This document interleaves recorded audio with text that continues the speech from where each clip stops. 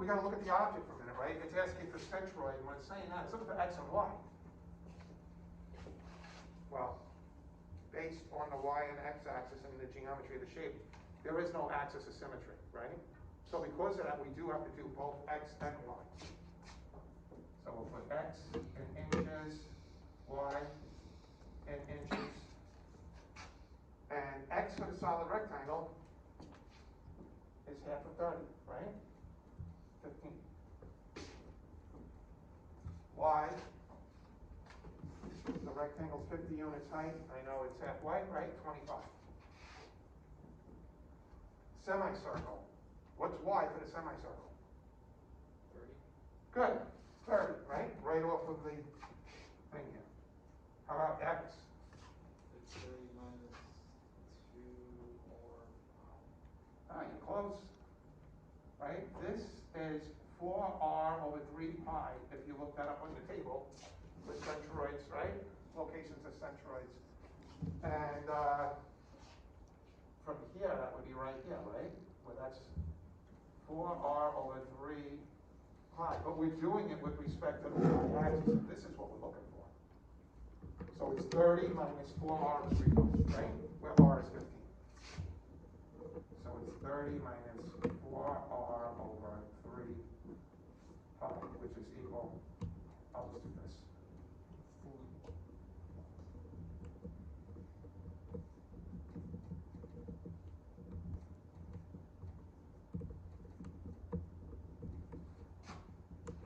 23.634. That's its moment, right? 23.634. Now they have x and y.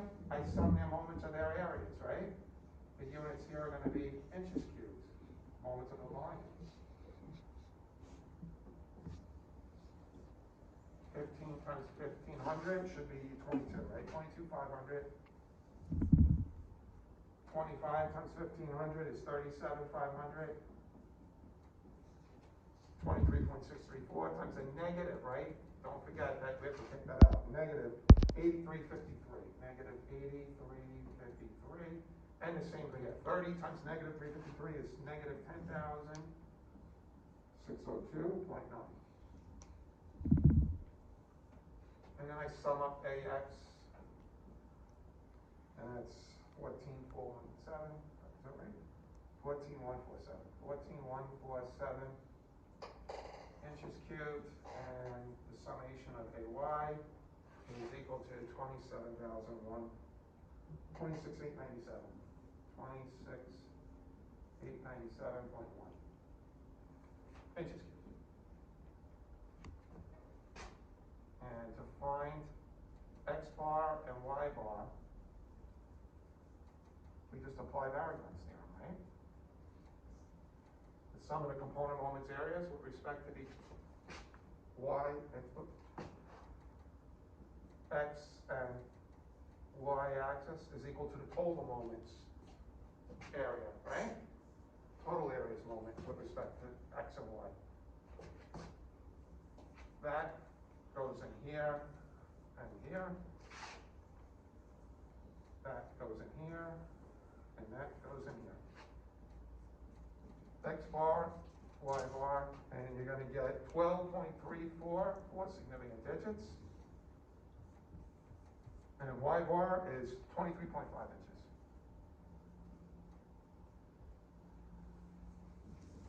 And then I say to myself, does that answer make sense? Right? Always do that. Well, if I was just looking at this before I even started, I would say to myself, well, the big rectangle that far is 50, right? And then I have a lot of this area here that I'm taking out. And because I'm taking out, I'm removing it, the moment arm, right, has to go closer to the y-axis. So even if I just put it on a range of between 15 and 0, that should be adequate enough. If I find anything within there, when I get my answer, it's probably right. And I got 12.34. So I feel pretty good about that, right? And the reason why I can say that pretty comfortably is because usually it would be like maybe an error like this. I leave the negative out. And if I leave out that negative, or if I forget when I multiply this for x, instead of a negative 83, if I have a positive 83, this becomes 30,833 instead of 14. And I divide that by 1146, that number's gonna be greater than 15. There is no way that if the solid rectangle is at 15, is it gonna be over here if I'm taking area out of it? It's gotta go that way. Right? So that's why I feel pretty comfortable with that answer. Right? We're using engineering judgment, right? And then we look at this and we say y bar is 23.5. Again, you've got a rectangle here, right? And it's 50, so it's at 25 for the rectangle, right here. The circular cutout is slightly above it, isn't it? It's 30 in the y. So I know that these moments here, whatever they are, it's gonna be less than 25.